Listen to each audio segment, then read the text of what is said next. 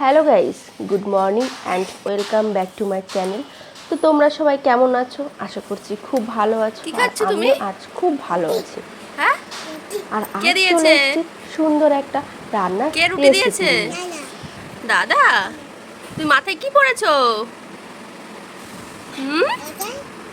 মাথায় কি পরেছো? এখানে কি দিয়েছো? টিপ? কার টিপ ওটা?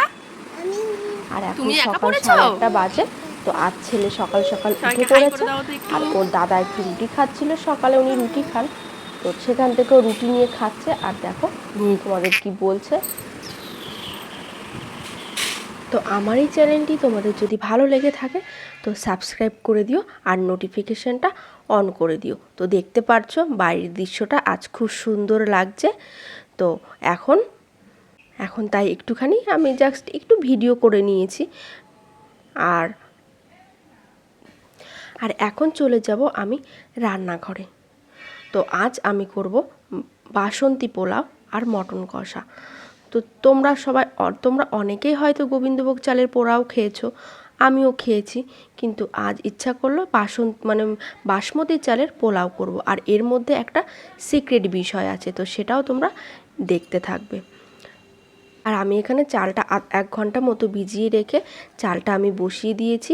আর সাইডে এখন কাজু আর কিশমিশ আর একটা গোটা গরম মশলার পাতা নিয়ে নিয়েছি। আর এই যে নারকোলটা দেখতে পারছো, এটাই হচ্ছে সিক্রেট বিষয়। তো আজ করব নারকোলের দুধ দিয়ে বাসন্তী পোলাও। তো এদিকে আমার ভাতটা হয়ে গেছে। তো তোমরা হয়তো অনেকেই ভাবছো যে কালারটা কিভাবে হলো কি। তো আমি এখানে একটা সামান্য একটু ফুড কালার অ্যাড করেছি, যে পোলাও যেহেতু, তো কালার তো একটু হতেই হবে, না হলে ঠিক ভালো লাগে না। আর এখানে দেখো আমি নারকোলটা কুড়িয়ে নিয়েছি। নারকোলটা কুড়িয়ে আমি পেস্ট করে নেব। পেস্ট করে ওর থেকে আমি দুধটা বার করে নেব। তো তোমরা এখানে নারকোলটা অ্যাড না করে তোমরা এখানে গুঁড়ো দুধ কিংবা গরুর দুধ কিংবা দোকানে যে দুধ কিনতে পাওয়া যায় সেটাও তোমরা এখানে অ্যাড করতে পারো। মোটামুটি জল অ্যাড করা যাবে না, দুধটাই ইউজ করতে হবে। আর এখানে কড়াইতে আমি ঘি দিয়ে তাতে গোটা গরম মশলা আর কাজু আর কিশমিশটা আমি দিয়ে দিয়েছি। এটা 2-3 মিনিট মতো হালকা আঁচে নাড়াচাড়া করে হালকা করে ব্রাউন করে কালার করে ভেজে নেব। তো দেখো আমার এটা ভাজাও হয়ে গেছে। আর এদিকে আমার নারকোলটা পেস্ট করে সেখান থেকে একটা ছাঁকনির সাহায্যে আমি এর দুধটা চামচ দিয়ে চিপে চিপে বার করে নেব। আর এতে আমি অ্যাড করে দেবো 1 চামচ গোলাপ জল আর 1 চামচ কেওড়া জল। আর এদিকে ভাতটা আমার হয়ে গেছিলো, আমি ঝুড়িতে জল ঝরিয়ে রেখে দিয়েছি।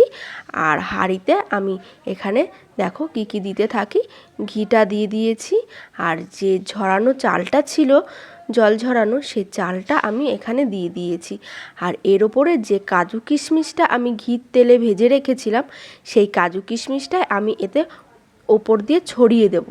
দিয়ে আর পরিমাণ মতো চিনি আর পরিমাণ মতো লবণ, চিনিটা তো দিতেই হবে যেহেতু পোলাও একটু মিষ্টি মিষ্টি হয়। তো তোমরা যেমন চাল নেবে তেমনই তোমরা মিষ্টি লবণটা ঠিক পরিমাণ মতোই দেবে। তো দিয়েছি। আর এখানে যে দুধটা আমি বার করেছিলাম নারকোলের দুধটা, সেই দুধটা ওপর দিয়ে আমি ছড়িয়ে দিলাম। দিয়ে এখন এটাকে ঢাকা দিয়ে আমি মিনিমাম 10 থেকে 15 মিনিট আমি এটাকে দমে বসিয়ে দেব।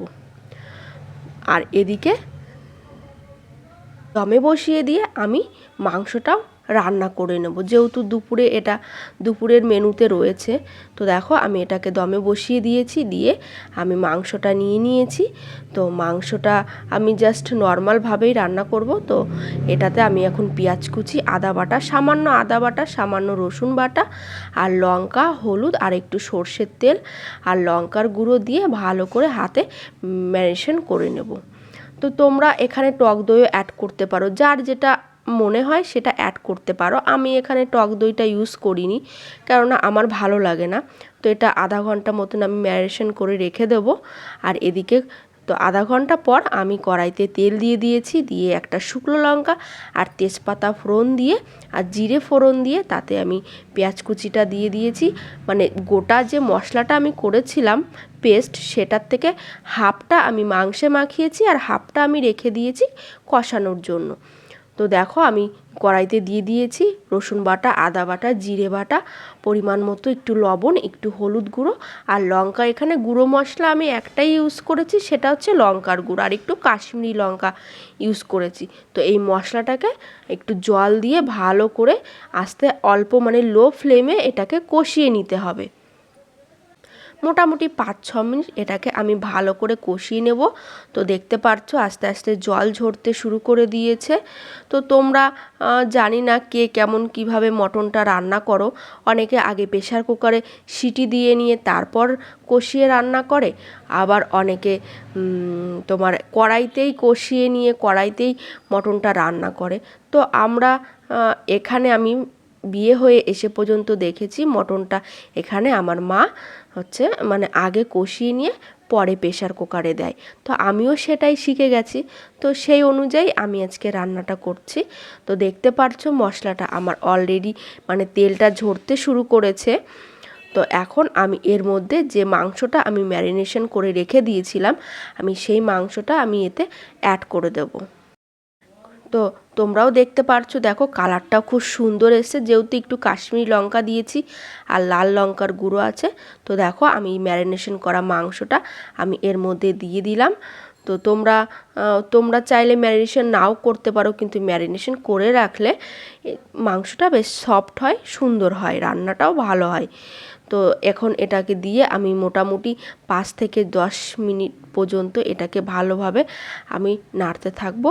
আর এর মধ্যে এখন আমি দিয়ে দেব পরিমাণ মতো লবণ আর পরিমাণ মতো হলুদ।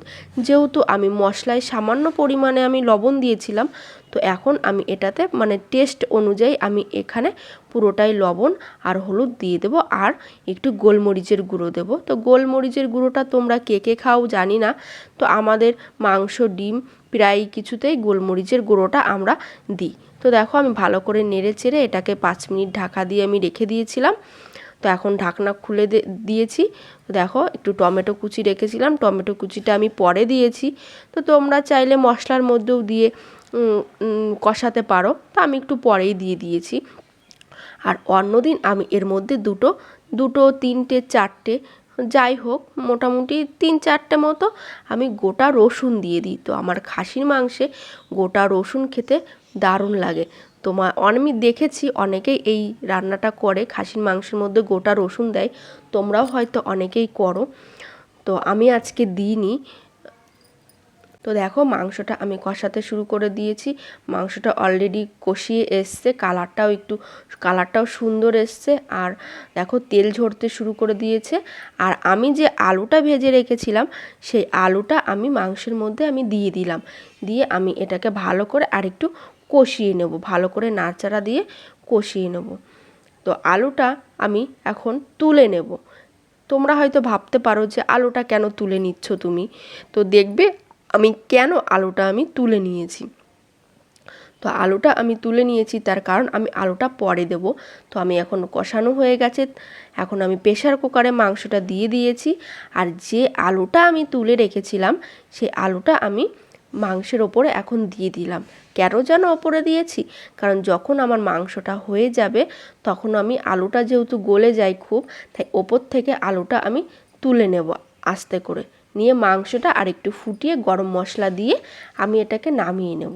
তো আমি তাও একটু এরপরে গরম মশলা ছড়িয়ে দিয়েছি, তোমরা চাইলে দিতেও পারো নাও দিতে পারো। তো আমি প্রেসার কুকারে সিটি বসিয়ে দিয়েছি, 4টে সিটি দেবো। আর এদিকে দেখো আমার পোলাওটাও হয়ে গেছে। তো এই যে আমার পোলাও আর মাংস রেডি। তো তোমাদের এই রেসিপিটা কেমন লাগলো আমাকে কিন্তু অবশ্যই জানিও, আর তোমরা বাড়িতেও একদিন নারকেলের দুধ দিয়ে এই রেসিপিটা করে খেও। বাসন্তী পোলাওটা নারকেলের দুধ দিয়ে রান্না করলে খুব ভালো লাগে। তো একদিন ট্রাই করো, দেখবে অবশ্যই খেতে ভালো লাগবে।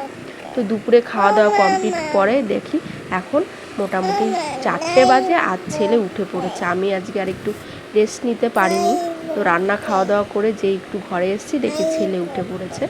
তো দেখো ও কী বলছে। তো আজ ব্লগটা এখানেই শেষ করলাম, তোমরা সবাই ভালো থেকো, টাটা।